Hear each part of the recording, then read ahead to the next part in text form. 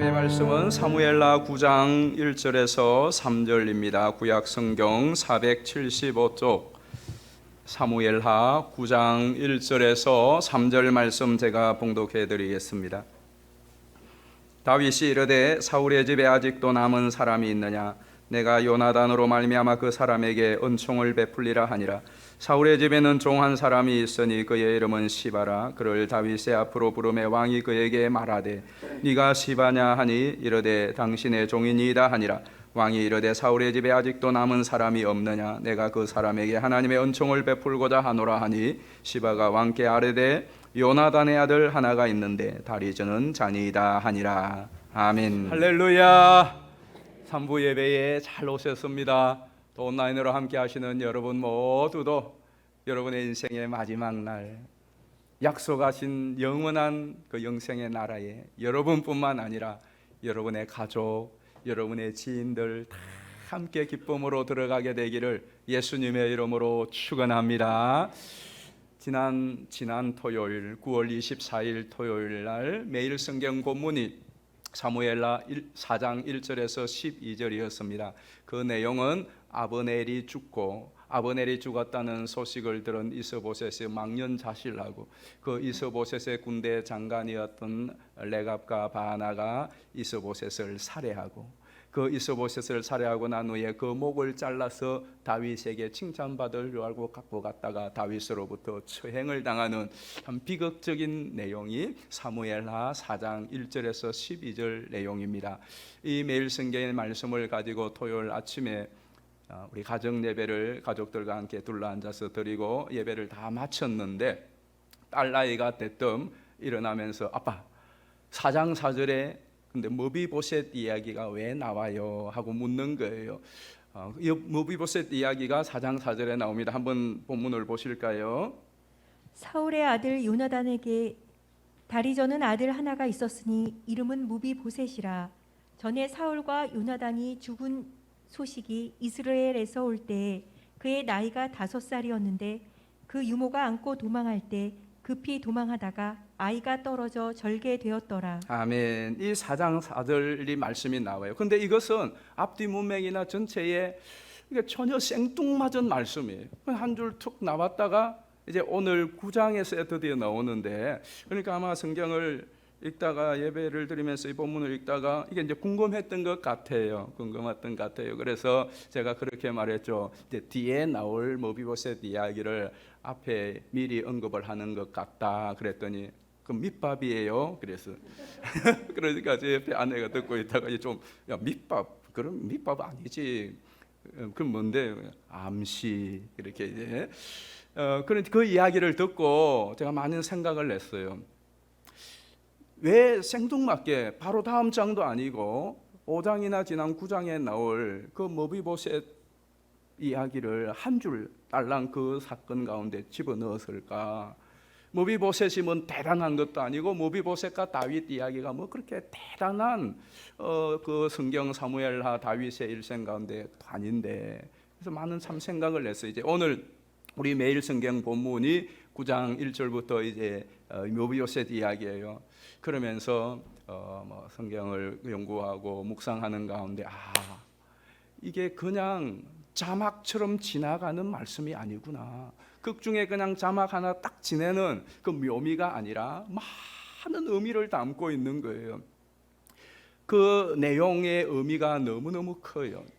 다윗이 무비보셋을 선대한다, 후대한다. 그 이야기는 그냥 장애인을 우리가 어떻게 해야 되느냐 그런 덕담 정도가 아닌 큰 의미를 포함하고 있어요. 그 내용은 이런 거죠. 하나님의 약속과 하나님의 은혜가 고스란히 거기에 농축되어 있고 또 다윗의 신앙의 진수가 거기에 있는 거예요. 여러분이 어떤 사람이 믿음이 좋다, 신앙이 좋다, 저 사람은 참 사랑이 많다, 저 사람은 하나님께 충성한다라고 할 때에 우리가 여러 가지를 가지고 그것을 증언할 수가 있습니다. 여러분들이 주일 예배를 잘 들으시고 기도하고 섬기고 봉사하고 헌신하는 이런 여러 가지를 통하여서 저 사람 믿음 참 좋다, 저 사람 참 하나님을 잘 섬긴다, 충성된 사람이다라고 말할 수 있지만, 그러나 그것이 진짜고 진실된 믿음이다 하는 것을 가장 선명하게 드러내는 곳이 어디냐? 세상과 원수들 사이에 있습니다.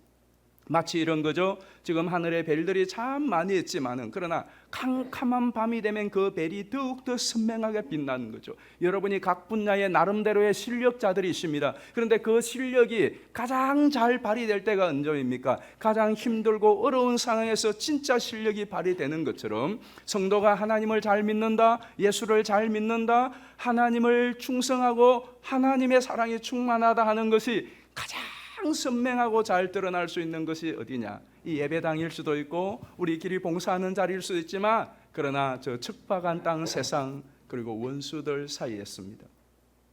좀 더 쉽게 말씀을 드리면 오늘 여러분들이 이렇게 예배 시간에 찬양하고 기도하고 예배를 잘 드려요. 예배 드리는 여러분의 모습, 찬양하고 기도하는 여러분의 모습을 보면 옆에 있는 분들이 참 저분은 믿음이 좋다, 저분은 신앙이 좋은 것 같아, 저분은 하나님을 잘 공경하는 것 같아, 그렇게 우리가 말할 수가 있습니다. 그런데 예배를 잘 드리시고 이제 오늘 점심시간에 식당에 식사를 하기 위하여 줄을 서는데 그 줄이 빨리 줄어들지 않아요. 그런데 게다가 누가 새치게 발끈 성질을 낸다. 그러면 믿음의 갈 길이 아직 멀었다는 거예요. 이게 다윗이 머비보셋을 선대한다는 것은 그 내용을 담고 있는 것입니다.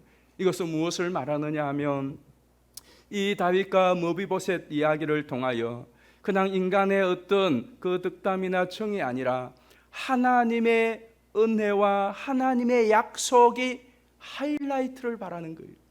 즉 다윗을 통하여서 이 머비보셋을 통하여서 하나님의 신실하심, 하나님의 자비롭고 은혜로우심이 가장 선명하게 드러나는 거예요. 오늘 저와 여러분 마찬가지예요.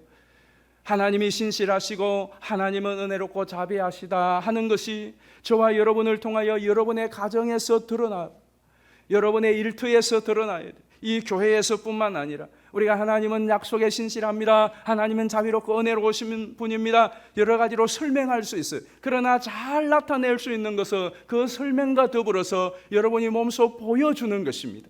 그 보여주는 극치가 어디입니까? 원수를 사랑하라는 겁니다. 원수를 사랑하라는 거예요. 이것보다도 더 우리가 다다를 수 있는 고지가 어디에 있습니까? 하나님의 은혜, 자비, 사랑, 하나님의 능력, 하나님을 믿는다 하는 것을 많은 걸 통하여 나타낼 수 있지만 내 원수를 사랑하라 하는 것, 그것을 뛰어넘을 수 있는 것은 없어요. 여러분, 하나님의 사랑과 십자가의 사랑에, 하나님의 사랑의 은혜의 극치가 어디입니까? 십자가의 죽으심이거든. 죄인들을 위하여서, 하나님을 거역한 자들을 위하여 예수님이 십자가에 죽으신 그것이 하나님의 사랑의 극치, 하나님의 은혜의 극치라고 합니다. 마찬가지로 우리 자신을 통하여서 나타나야 될 하나님의 사랑도 그렇거든요. 다윗에게 머비보셋은 어떤 존재입니까? 불구대천의 원수 사울의 손자가 머비보셋입니다. 다윗의 인생을 20대를 완창 모조리 말아먹은 장본인이 사울입니다. 다윗에게는 그 사울은 정말로 불구대천의 원수입니다. 그 손자가 머비보셋입니다. 그런데 그 머비보셋을 수소문을 내서 찾아서 그를 선대합니다. 어느 정도 선대합니까? 그가 받아야 될 사울이 남겨준 모든 재산을 다 줍니다. 그리고 그를 자기의 아들처럼 왕자로 왕자들과 함께 자기의 상에서 평생토록 밥을 먹도록 합니다. 여러분, 이것을 통하여 우리는 하나님의 신실하심, 하나님의 자비가 얼마나 큰지, 왜 다윗이 이러한 행동을 하는지, 이것이 다윗에게 얼마나 축복인지 살펴볼 수가 있어요. 자, 그렇다면 여러분 생각해 보십시다. 세상적인 생각과 판단으로는 내가 정권을 잡았어요. 그러면 앞에 정권을 숙청하는 것이 자기의 정권의 안위를 위하여 좋습니다. 그래서 일반적으로 그렇습니다. 나를 괴롭히던 정권이 내가 무너뜨리고 그 정권을 잡으면 거기에 있던 힘을 쓸 사람들은 다 숙청 작업을 하지 않습니까? 그래야 내 왕위가 안전하지 않습니까? 사울은 다윗의 적과 같았습니다. 다윗을 죽이려고 인생의 후반을 다 바친 사람이 사울입니다. 그런 사울의 정권이 무너지고 다윗이 정권을 잡았으면 그 사울의 후손들과 앞으로 이 정권을 위협하는 모든 요소들을 색출해서 제거해야 되는 것이 마땅합니다. 그 중에 한 사람이 머비보셋입니다. 머비보셋의 나이도 앞에 보았죠. 5살 때에 떨어져서 다리를 절게 되었으니까 이제는 지금 15년에서 20년 되었어요. 뒤에 보면 이제 아들이 있습니다. 그러니 나이가 최소한 20살은 되었을 거예요. 그러면 왕권의 위협을 줄 수 있는 그런 존재입니다. 그런데 그를 찾아내어서 제거하는 것이 아니라, 유배시키는 것이 아니라 오히려 그에게 후한 상을 주고 그를 자기의 아들처럼 왕궁에 있게 한다. 왜 그랬을까요? 두 가지 이유가 있습니다. 첫 번째 이유는 사랑의 언약 때문에 그렇습니다. 사무엘상 20장 15절부터 한번 보겠습니다. 여호와께서 너 다윗의 대적들을 지면에서 다 끊어버리신 때에도 너는 내 임자함을 내 집에서 영원히 끊어버리지 말라 하고, 다윗에 대한 요나단의 사랑이 그를 다시 맹세하게 하였으니 이는 자기 생명을 사랑한 같이 그를 사랑함이었더라. 요나단이 다윗에게 이르되 평안히 가라.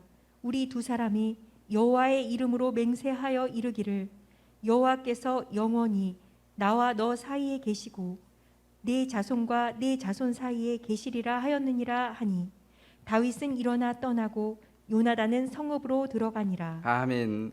다윗과 요나단이 약조를 맺습니다. 내가 너를 우리 아버지의 손으로부터 지켜줄 테니 나중에 너가 왕이 되면은 우리의 자손들 다 멸하지 말라, 지켜달라라고, 그리고 서로 약조를 하고 헤어집니다. 그리고 나서 약 15년에서 20년의 세월이 지나고 오늘 9장 1절이 있어요. 한번 볼까요? 9장 1절 다시 봅니다. 다윗이 이르되 사울의 집에 아직도 남은 사람이 있느냐? 내가 요나단으로 말미암아 그 사람에게 은총을 베풀리라 하니라. 잘 보십시오. 왜 다윗이 사울의 집에 남은 자를 찾느냐 하면 요나단으로 인하여, 요나단 때문이라고 합니다. 무엇이죠? 요나단과의 그 약속, 요나단과의 15년 20년 전에 했던 그 약속 때문에 지금 사울의 자손들을 찾고 있다라는 말씀입니다. 여러분들도 약속을 많이 하죠. 위기의 순간에, 또 잘 될 때에 서로 간에 한 약속도 있고 하나님께 한 약속도 있고, 여러분이 결혼할 때에 하나님과 사람 앞에서 서약을 합니다. 저는 이 서약이 너무너무 중요하다고 생각을 해요. 결혼은 서약이에요. 서약. 그래서 서약을 합니다. 근데 여러분, 결혼하여서 살아가면서 그 서약 어디에 있습니까? 또 여러분이 교회에 임직을 받죠. 장로님으로, 목사님으로, 권사님으로, 안수집사님으로, 또 각 부서에서 임직을 받습니다. 특별히 교회의 항존직으로 임직을 받을 때는 하나님과 많은 성도들 앞에서 손을 들고 서약을 합니다. 그 서약 뿐만 아니라 여러분이 개인적으로도 어떤 위기에 닥쳤을 때 하나님, 이 위기에서 건져주세요. 그러면 내가 이렇게 하겠습니다 하고 서약하고 약속하고, 어떤 때는 하나님께서 나로 잘되게 하시고 나에게 또 흥왕하게 하시고 번성하게 하시면 하나님, 나도 이렇게 주님을 섬기겠습니다. 그렇게 서약을 한 것들, 여러분들이 개인적으로 은밀하게 했든지 아니면 공개적으로 했든지 하나님과 사람에게 맹세하고 서약하고 언약한 것들, 그런데 까마득하게 잊어먹고 있는 것도 있을 것이고, 알고 있지만은 이런저런 이해 타선 때문에 계속해서 그 서약한 것을 뒤로 보류 시키고 있는 것들, 여러분은 없습니까? 그거 찾아야 돼요.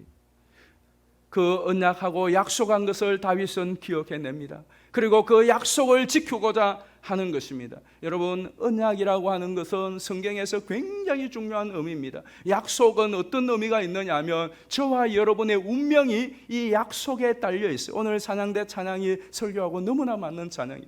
여러분, 우리 하나님의 나라, 천국의 나라를 우리는 약속의 나라라고 합니다. 왜 그런 줄 아십니까? 그것은 저와 여러분의 공로와 신앙 고백과 우리의 어떤 것으로 따내는 것이 아닙니다. 하나님이 약속하신 것을 받는 것입니다. 하나님께서 약속하셨기 때문에 그 약속을 믿음으로 받는 것이지, 하나님의 약속도 없는데 우리가 무엇을 해서 받지 않아요. 여러분, 기도에 응답받은 것 많죠? 어째서 우리는 기도하면 응답받을 것이라고 믿습니까? 약속하셨기 때문에 그렇습니다. 너는 내게 부르짖으라, 내가 네게 응답하겠고, 환난 날에 나를 찾으라, 내가 너를 건지리라. 이게 뭐죠? 약속입니다. 그 약속 때문에 우리가 기도할 마음을 있고 기도할 소망을 품습니다. 누구든지 주의 이름을 부르는 자는 구원을 얻으리라 약속하셨기 때문에 주의 이름을 부르고 구원을 얻는 것입니다. 예수님을 이 땅에 보내시리라, 구원자를 보내시리라 오래전에 약속하셨기 때문에 그 약속대로 예수님이 오셨고, 그 약속대로 예수님을 우리의 대성물로 내어주셨고, 약속하신 대로 우리가 믿기만 하면 이 구원을 받는 것입니다. 약속에 여러분의 운명이 달려 있어요. 그런데 만약에 약속을 했는데 약속을 지키지 않으면 어떻게 되겠습니까? 하나님께서 약속은 하셨는데 지켰는데 그 약속을 어떤 때는 지키지 않고 번번이 약속을 깨뜨린다면 여러분 어디에 기대와 소망을 걸 수 있겠습니까? 그러나 성경 전체 인류 역사를 조망해 보면 하나님은 단 한 번도 약속을 어긴 적이 없습니다.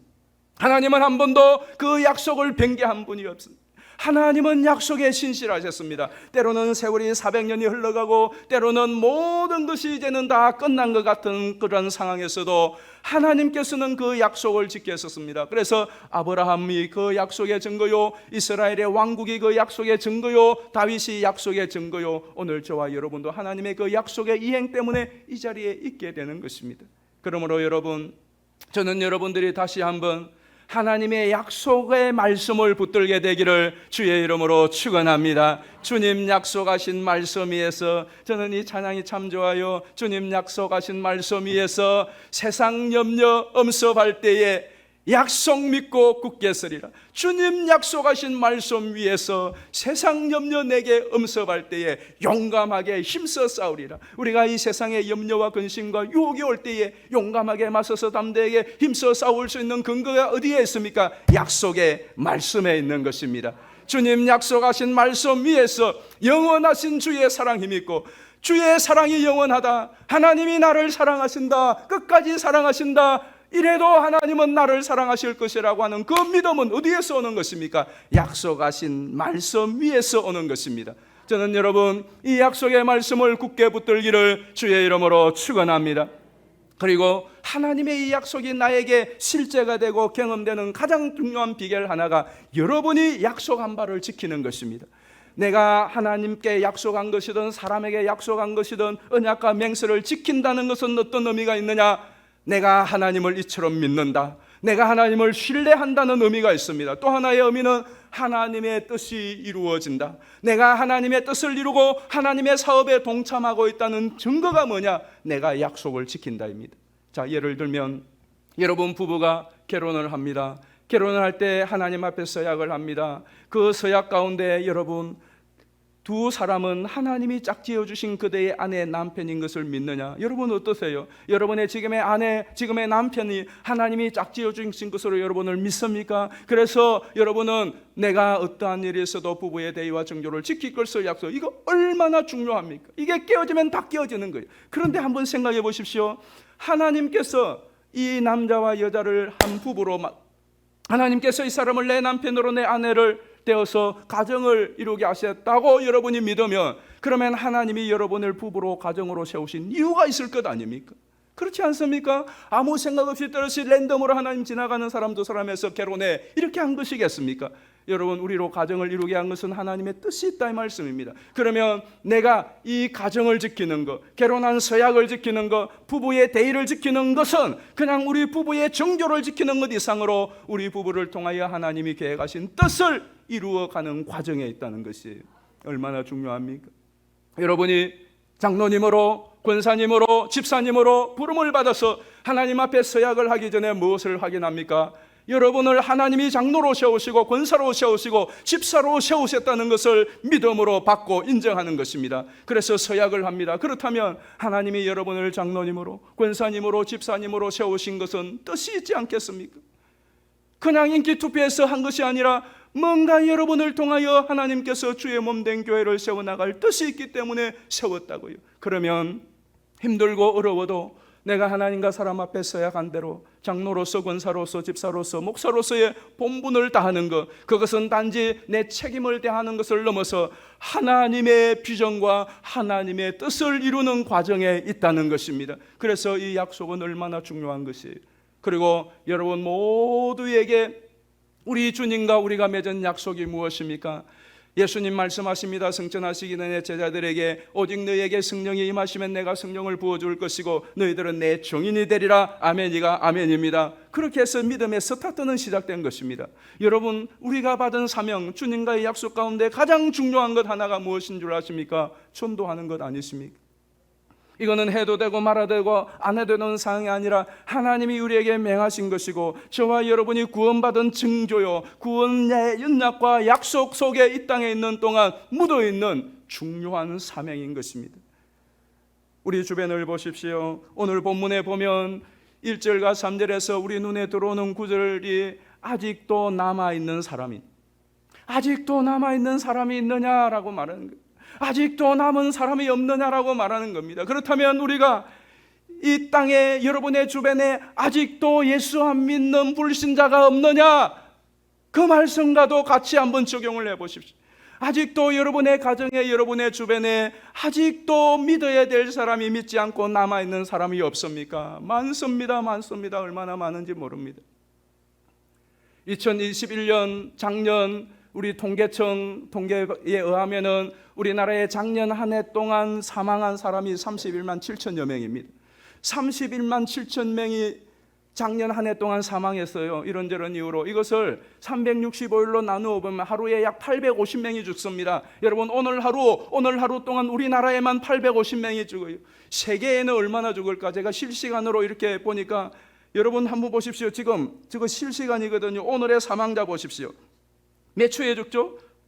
7, 9, 10, 2, 3, 4 1초도 안 돼서 지금 사람이 죽고 있습니다. 사람이 지금 실시간이에요. 그러니까 우리나라의 작년 한 해에 오늘 하루에 850명이 사망했습니다. 세계적으로 보면은 1초도 안 돼서 사람이 지금 죽어가고 있습니다. 이게 올라오고 있습니다. 여러분, 사람이 죽는다는 건 무슨 의미죠?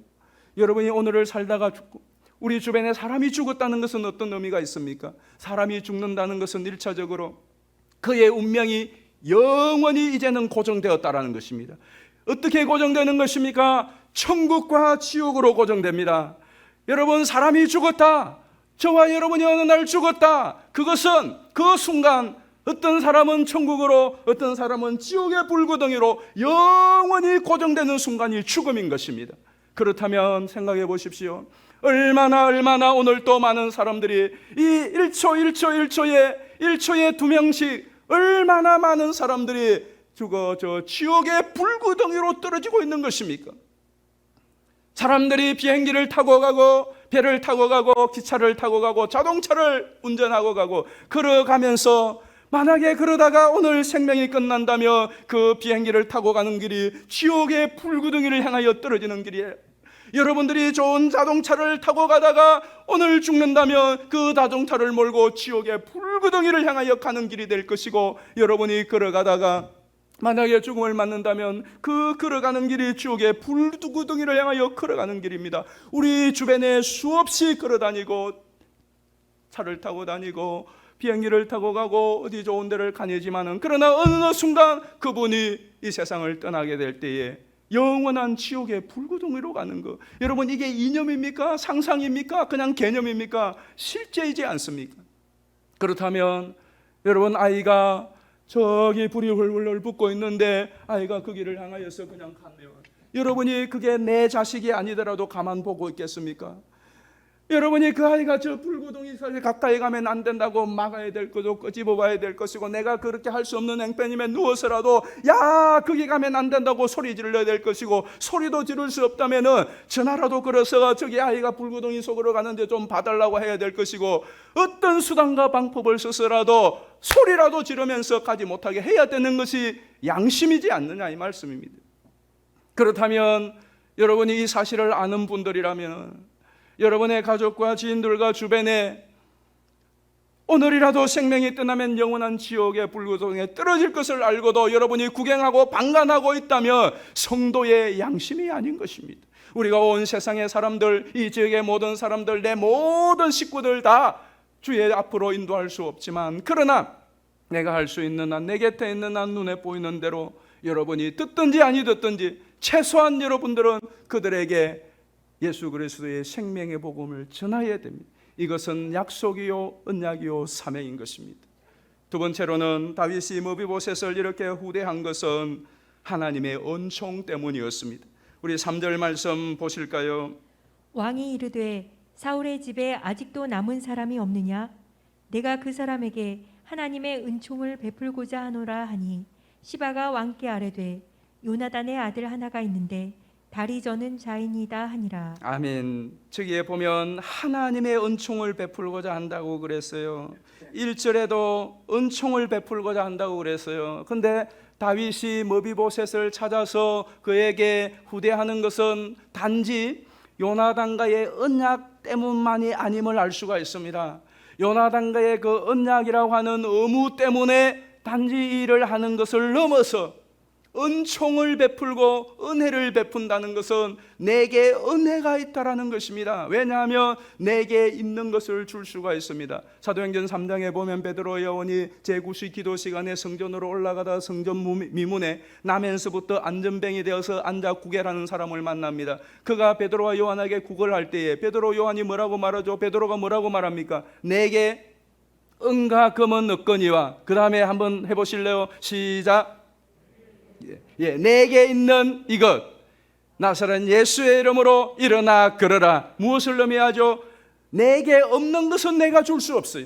내게 있는 것이라야 줄 수가 있는 겁니다. 그러니까 다윗이 은혜를 베풀고자 한다, 하나님의 은혜를 베풀고자 한다는 말은 내게 은혜가 있다, 하나님의 은혜가 있다. 그런데 그것을 넘치도록 후대한다, 넘치게 많다는 증거인 것입니다. 저는 여러분에게도 이런 넘치는 은혜가 있기를 주의 이름으로 축복합니다. 실제로 다윗은 요나단으로부터 받은 은혜가 컸습니다.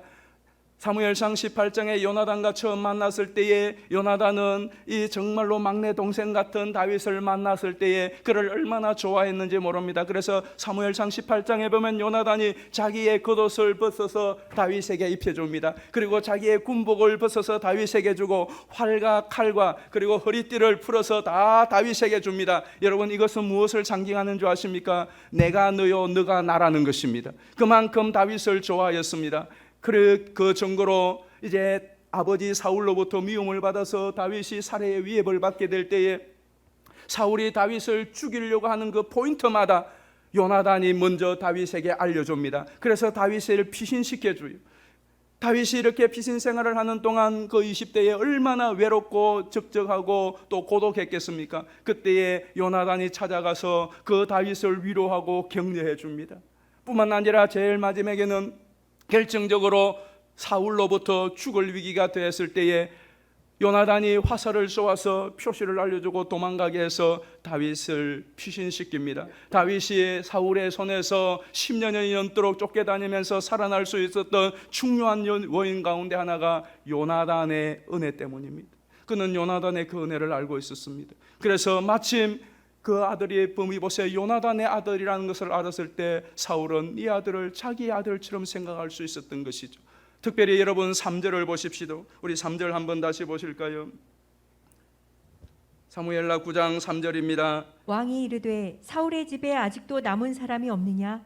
내가 그 사람에게 하나님의 은총을 베풀고자 하노라 하니 시바가 왕께 아뢰되 요나단의 아들 하나가 있는데 다리 저는 자니이다 하니라. 1절에는 보면 그냥 그 사람에게 은총을 베풀고자 하노라 그렇게 말했고요. 3절에 와서는 그 사람에게 누구의 은총?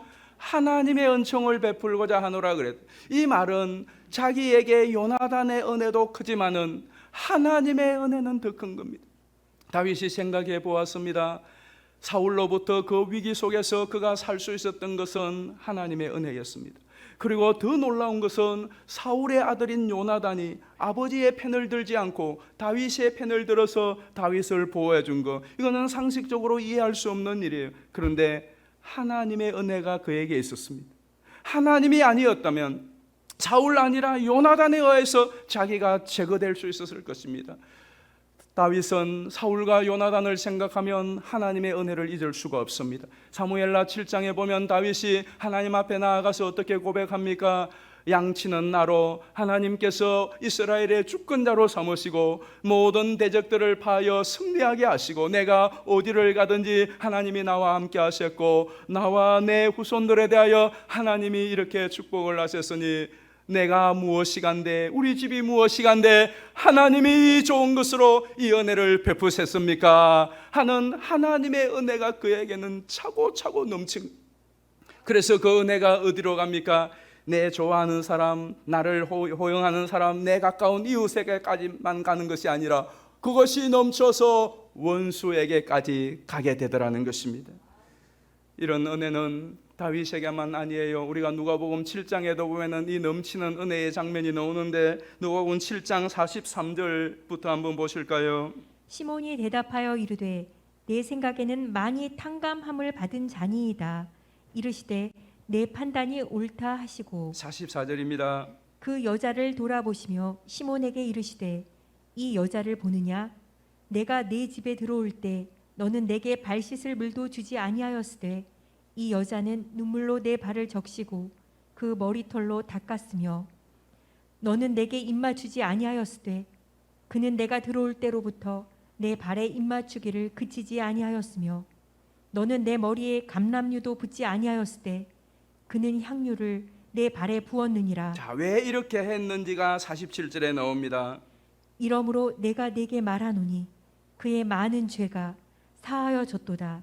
이는 그의 사랑함이 많음이라. 사함을 받은 일이 적은 자는 적게 사랑하느니라. 아멘.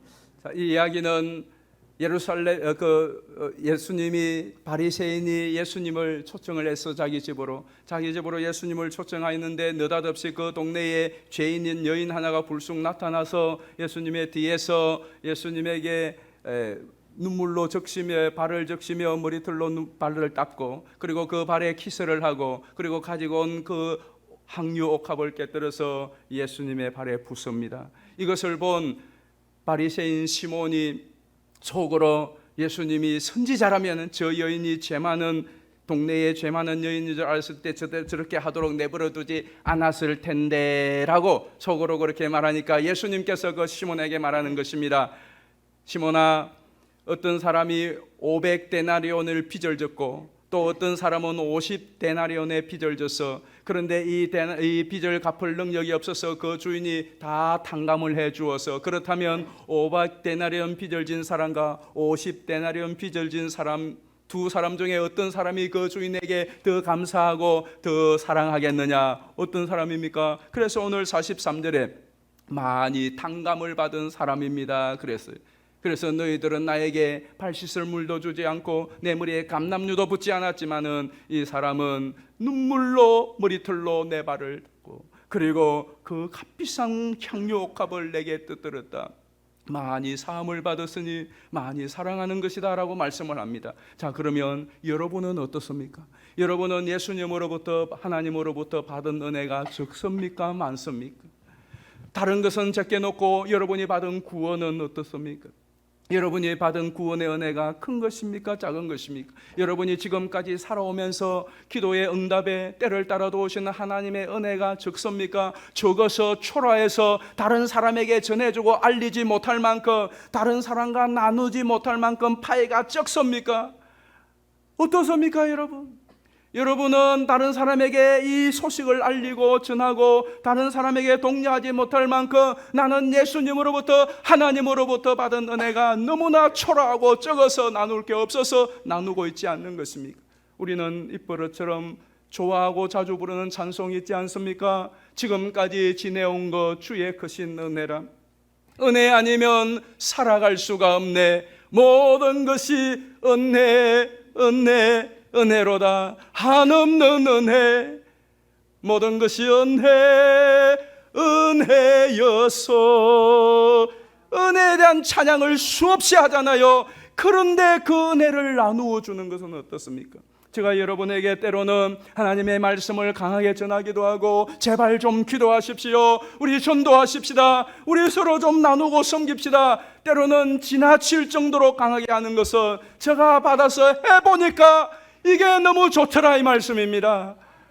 여러분, 내게 있는 것을 줄 수밖에 없어요.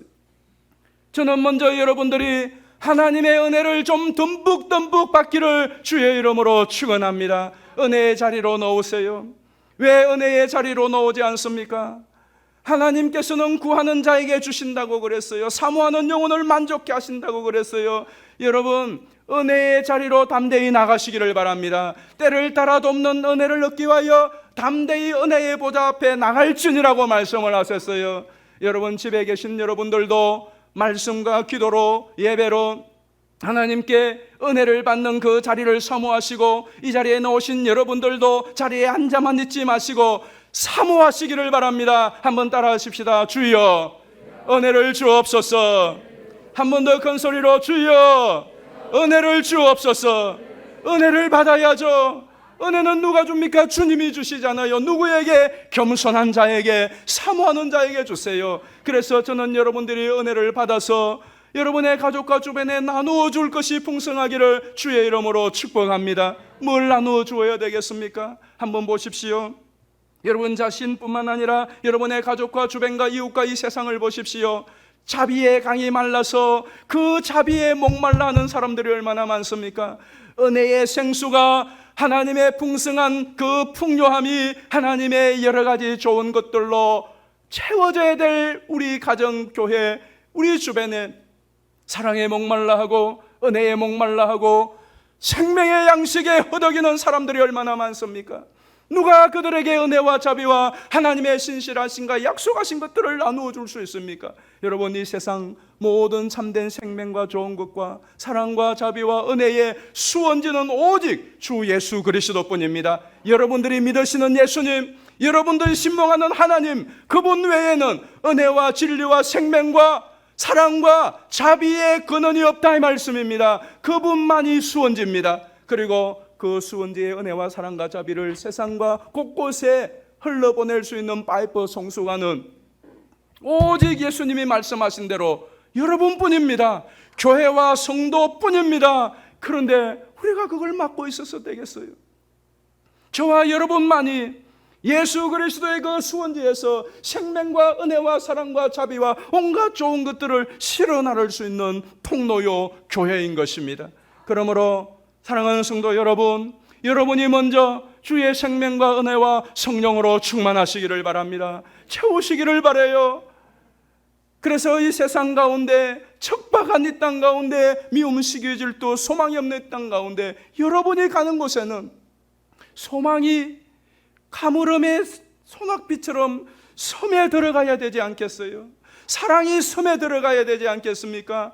은혜가 강처럼 흘러야 하지 않겠습니까? 여러분의 가정이 때로는 삭막할 때에 여러분이 여러분의 가정에 따스한 온기를 제공해주고 여러분의 가정의 가족들이 다 날카롭게 대립할 때에 여러분이 거기에서 완충작용을 해주고 여러분의 직장에서 다 쌍심지를 펼 때에 여러분은 거기에서 그것들을 포용할 수 있는, 그것이 뭐냐? 하나님의 사랑이다, 하나님의 약속이다, 하나님의 자비다.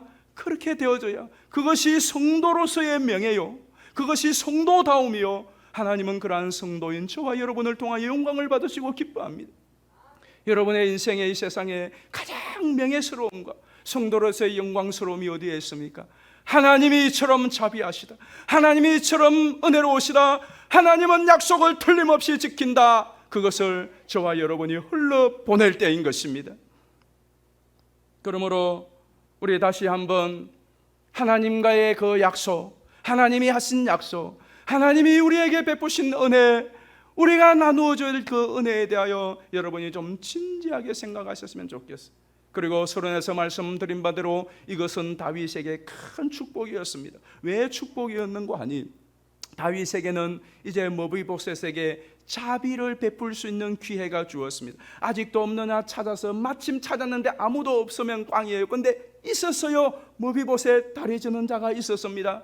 여러분, 머비보셋은 5살 때에 유모의 품에 떨어져서 두 다리가 부러졌는데 제대로 치료를 받지 못해서 평생 동안 두 다리를 절면서 지냈습니다. 만약에 그 망해가는 사울 왕가에 그를 돌보고 보살피는 사람이 없었다면 그 5살짜리 두 다리 잃은 아이가 어떻게 지금까지 살아서 애 놓고 있을 수가 있겠습니까?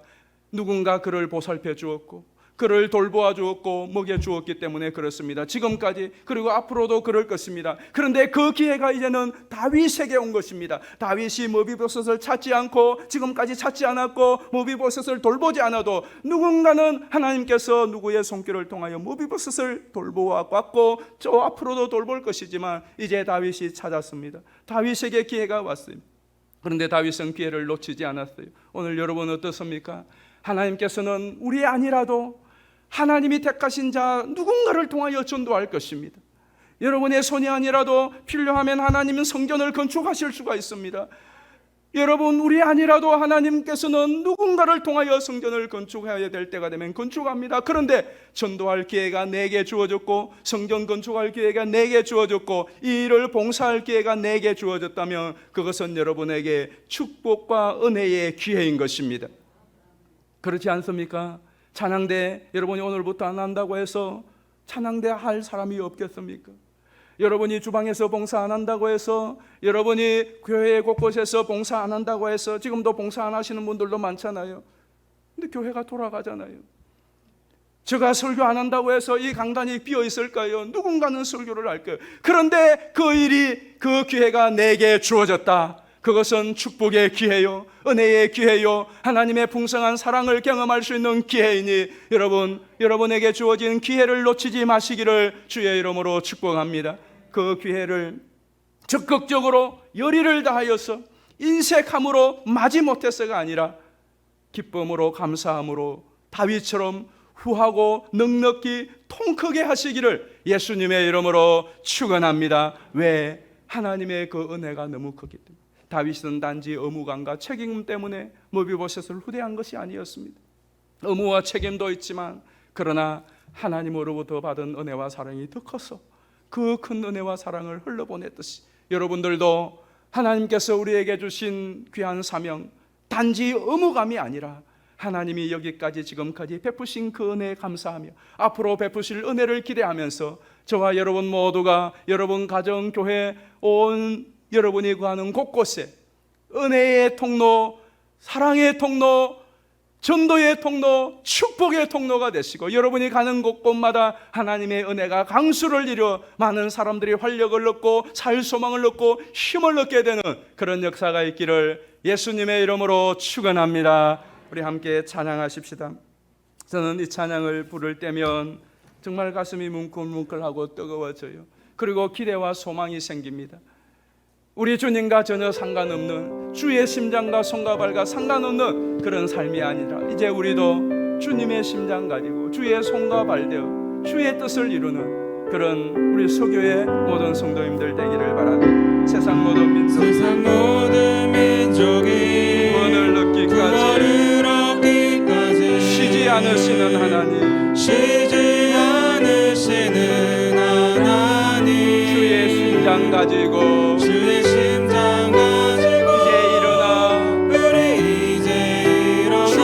따르게 하소서.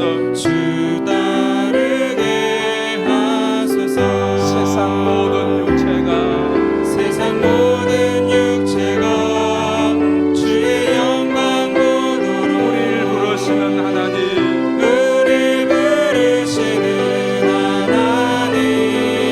주의 손과 발 되어 세상을 치유하며 주 섬기게 하소서. 다시 한번 처음부터 찬양합니다.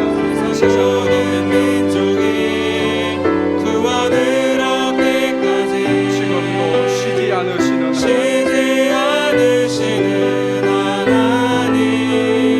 주의 심장 가지고 우리 이제 일어나 주 따르게 하소서.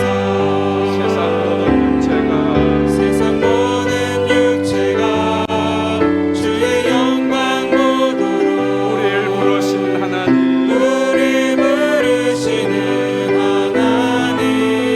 주의 손과 발 되어 세상을 치유하며 주 섬기게 하소서. 우리 바다를 덮은 같이 여호와의 영광을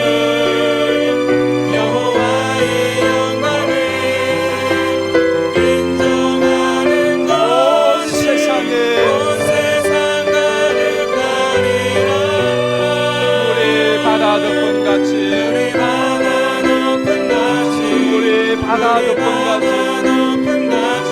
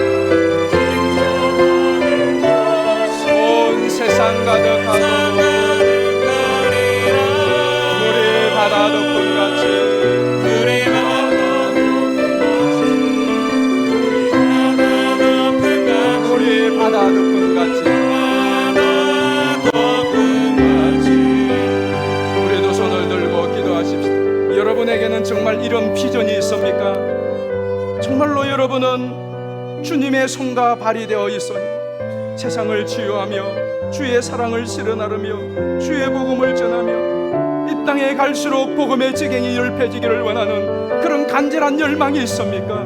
저는 저와 여러분 우리 교회가 이러한 열망으로 불타오르기를 바랍니다. 하나님이 이 주변에 우리 주변에 갈수록 지옥을 향하여 달리는 사람들이 많은데 여러분만 챙기고 우리만 챙기고 여러분만 천국에 있어서 되겠습니까? 어느 날 실제가 될 것입니다. 그때가 하나님 우리 부족하지만 우리 힘을 다하여서 이 복음 전하며 주의 사랑과 은혜를 실어 나르도록 우리에게 믿음의 용기를 주시고 전도의 문을 열어주시고 성령을 부어달라고 우리 새생명 축제를 위하여 또 하나님 우리가 새성전 건축을 통하여 이 복음 더 왕성하게 전할 수 있도록 하나님 새성전 건축을 우리에게 허락하셨사오니 이 일의 진행도 하나님이 인도하여 달라고 우리 주여 부르고 통성으로 기도합니다.